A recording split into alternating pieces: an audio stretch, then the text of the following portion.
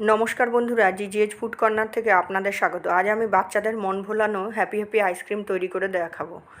5 packet আমি happy happy biscuit নিয়ে নিয়েছি। এবার সেটা ভারী কোনো জিনিস দিয়ে একটু ক্রাশড করে নেব।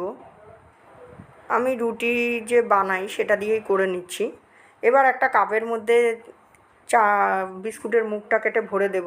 তারপর নর্মাল টেম্পারেচার দুধ আমি ওই প্যাকেটে ভরে নেব এক এক করে। আপনারা কাপ ছাড়া অন্য কিছু গ্লাস ধরনের থাকলে তাতেও রাখতে পারেন। তারপর ফ্রিজে আমি স্টোর করে ঠান্ডা করে নেব 6-7 ঘন্টা। তো তৈরি হয়ে গেল আমাদের আইসক্রিম। আর প্রয়োজন অনুযায়ী বাঁশের কঞ্চি কিংবা নারকেলের পরিষ্কার শলা ধুয়ে ওর মধ্যে ঢুকিয়ে দেবেন, তাহলে খেতে সুবিধা হবে। তো তৈরি হয়ে গেল আমাদের আইসক্রিম। ভালো লাগলে চ্যানেলটি লাইক শেয়ার করবেন, কমেন্ট করে পাশে ভালো থাকবেন। ফিরে আসি আবার নতুন ব্লগ বা ভিডিও নিয়ে।